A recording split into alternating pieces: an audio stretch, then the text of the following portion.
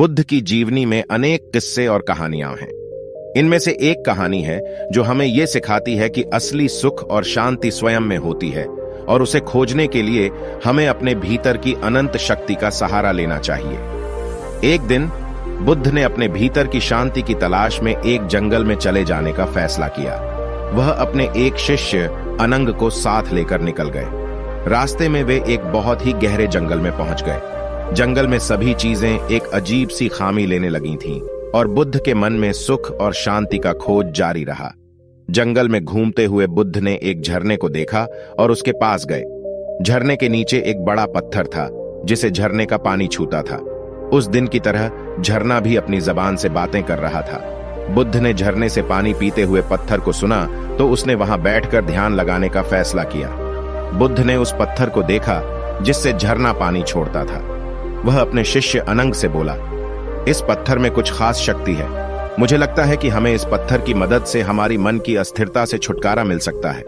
उन्होंने अनंग से कहा, इस पत्थर को हिलाते रहो जब तक मैं बाहर ना आऊं। मैं इसे हिलाता हुआ वहां भटकूंगा जहां अपनी मन की शांति ढूंढूंगा। बुद्ध ने झरने के नीचे बैठकर ध्यान लगाना शुरू कर दिया। उसे नींद नहीं आ रही थी। उसने अपने आसन पर बैठकर आराम किया और अपनी नजर फिर से उस पत्थर पर डाली। कुछ देर बाद बुद्ध ने देखा कि उस पत्थर के नीचे एक छोटी सी गुफा है। उसने अनंग को बुलाया और कहा, इस छोटी सी गुफा में चलो, शायद वहां कुछ अच्छा मिल जाए। बुद्ध और अनंग ने उस गुफा में जाकर देखा। वहां एक बूढ़ा आदमी था जो बुद्ध की पहचान करते हुए उठ खड़ा हो गया। बुद्ध ने उस बूढ़े से पूछा, तुम्हारा नाम क्या है और तुम यहां क्यों बैठे हो? बूढ़ा आदमी ने बताया कि वह अपने पुराने दोस्त से मिलने आया था, लेकिन उसे उसकी मृत्यु का समाचार मिला जब वह उसके घर पहुंचा। उसे बहुत दुख हुआ और वह उस दोस्त के यादों में खोया हुआ था। बुद्ध ने उसे संबोधित करते हुए कहा, तुम्हारा दुख समझ में आता है, लेकिन क्या तुम उसे वापस लाने के लिए उस दुख के साथ जीवन भर रहोगे? बूढ़ा आदमी ने बुद्ध से पूछा, आपका मतलब क्या है? बुद्ध ने उसे बताया, दुख से मुक्त होने के लिए तुम्हें अपने दोस्त के जाने को स्वीकार करना होगा। जब तुम उसकी मृत्यु का समाचार सुना तो तुम्हारे दोस्त की आत्मा इस शरीर से निकल गई। अब उसे फिर से जीवित नहीं किया जा सकता।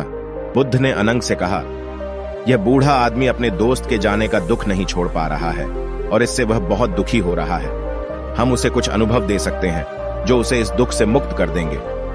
बुद्ध ने बूढ़े से कहा, एक चीज बताओ जो तुम्हें उस दोस्त से जुड़े व्यक्तियों से बांधती है। बूढ़ा आदमी ने सोचा और बताया, मेरे दोस्त की आवाज और उसकी मुस्कान मुझे बहुत पसंद है। बुद्ध ने फिर कहा, ठीक है, अब तुम्हारी आंखें बंद करो और अपने दोस्त की आवाज को सुनने का प्रयास करो। बूढ़ा आदमी ने अपनी आंखें बंद कर लीं और धीरे धीरे शांत हो गया। उसने अपने दोस्त की आवाज सुनी और उसकी मुस्कान भी देखी। बुद्ध ने फिर से कहा, अब तुम्हारी आंखें खोलो और मुझे बताओ, क्या तुम्हारा दुख अभी भी है? बूढ़ा आदमी ने आंखें खोली और हैरान रह गया। उसे अपने दोस्त की आवाज और मुस्कान सही तरह से याद नहीं थी। उसने बुद्ध से पूछा, यह सब क्या है? मैं अभी तक दुखी होना चाहिए था, लेकिन मैं नहीं हूं। बुद्ध ने बूढ़े से कहा, दोस्त की आवाज और मुस्कान के बिना तुम्हारा दुख कम हो गया। तुम उसकी याद सही तरह से याद नहीं कर पा रहे थे, इसलिए तुम्हारा दुख भी गायब हो गया। बूढ़ा आदमी ने बुद्ध से पूछा, लेकिन कैसे? मैंने कुछ नहीं किया। बुद्ध ने उसे बताया, तुमने अपने मन को शांत कर लिया। जब तुमने अपनी आंखें बंद की तब तुमने अपने दोस्त की याद ताजगी से याद नहीं की। इससे तुम्हारा मन शांत हो गया और तुम्हारा दुख कम हो गया। बुद्ध की बातें सुनकर बूढ़ा आदमी समझ गया। बुद्ध ने फिर कहा, यह एक बड़ा सबका है। हमारे दुख का कारण हमारी मन की असंतोष, बेचैनी और अस्थिरता होती है। हम जब अपनी मन को शांत करते हैं तब हम अपने दुख को कम कर सकते हैं। बूढ़ा आदमी बहुत खुश था। उसने बुद्ध का आभार व्यक्त किया और उसे बहुत सम्मान दिया। बुद्ध ने उसे गले लगाया और कहा, तुम्हारा दुख गायब हो गया है। अब तुम एक नया व्यक्ति बन गए हो। इसके बाद अब तुम सुख की ओर ध्यान केंद्रित कर सकते हो। बूढ़ा आदमी बुद्ध की बातों को ध्यान से सुनता रहा था और अब उसे समझ आ गया था कि जीवन में सुख और दुख दोनों होते हैं। हमें सुख के लिए धन कमाना चाहिए, लेकिन हमें अपने मन को शांत रखना भी सीखना चाहिए। इससे हम अपने जीवन को शांत, सुखी और अधिक उत्तम बना सकते हैं।